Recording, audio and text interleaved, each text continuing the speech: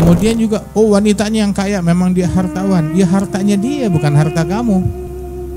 Tetap suami wajib menafkahi istrinya, walaupun istrinya itu seorang yang sangat-sangat kaya, 1.000.000 kali lebih kaya dari dia, tetap yang wajib menafkahi adalah suami. Dan harta juga nggak selamanya, ada waktunya bakalan habis, bakalan berakhir. Terus kalau hartanya habis ya bubar, ya nggak gitu. Ada lagi lihasabiha, karena faktor keturunan keluarganya.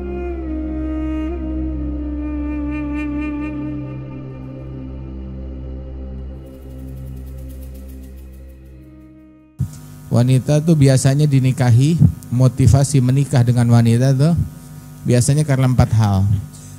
Biasanya orang tuh menikah dengan seorang wanita, biasanya tuh motivasinya itu tujuannya karena 4 hal. Menikah dengan seorang wanita karena limaliha, karena hartanya, atau hasabiha, karena keturunannya, faktor keluarga keturunannya, keningratannya dia, kesukuannya. Jamaliha, karena kecantikannya, atau lidiniha, faktor agamanya, karena takwaannya, istiqamahnya kepada Allah Ta'ala. Nah, di antara 4 hal ini prioritaskan fadhfar bidzatid din, prioritaskan nilai agama, nilai hubungannya kepada Allah Ta'ala. Niscaya kamu bakalan selamat, kamu bakalan untung. Barang siapa yang menikah karena harta, bukan harta dia, harta bapaknya. Kemudian juga, oh wanitanya yang kaya memang dia hartawan. Ya hartanya dia, bukan harta kamu. Tetap suami wajib menafkahi istrinya, walaupun istrinya itu seorang yang sangat-sangat kaya, 1.000.000 kali lebih kaya dari dia, tetap yang wajib menafkahi adalah suami. Dan harta juga nggak selamanya, ada waktunya bakalan habis, bakalan berakhir. Terus kalau hartanya habis ya bubar, ya nggak gitu. Ada lagi lihasabiha, karena faktor keturunan keluarganya, sukunya. Karena faktor keturunannya, oh ini keturunan ningrat, ini karena nasabnya, karena keluarganya, karena sukunya. Karena hal yang demikian menikah. Ada lagi lijamaliha, karena kecantikannya. Sekarang cantik, 50 tahun lagi udah beda kecantikannya, udah beda. Orang itu berjalan waktu 10 tahun tuh udah berubah. 20 tahun lebih drastis lagi perubahannya, 30 tahun lagi lebih parah lagi. Semua orang berubah, yang laki berubah, yang perempuan berubah. Dan semuanya itu bakalan makin berubah, makin keriput, makin peot, makin lemah, makin banyak keluhan. Sama kayak mobil tua, makin banyak keluhannya. Kalau mobil tua, oh antik, lebih bernilai. Udah mobil udah 100 tahun, lebih mahal nilainya yang sekarang daripada dulu. Kalau karena kecantikan, ya kecantikan fana, bakalan habis, bakalan berakhir.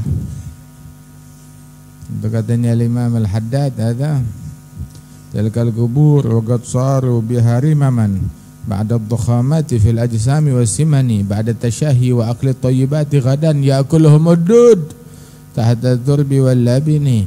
Itu kuburan, mereka membusuk di dalam kuburan. Setelah tadinya segar, bugar, kencang pipinya, maka menjadi sekarang menjadi peot, menjadi makanannya cacing di dalam kubur. Ada juga wanita dinikahi karena faktor agamanya. Nah, prioritaskan untuk menikah karena tujuan din, karena tujuan agama, nilai hubungannya kepada Allah Subhanahu wa taala. Dengan tujuan membuat kamu makin takwa. Wa niswatun aunan ala salahi, wanita yang ngebantu di dalam kebaikan.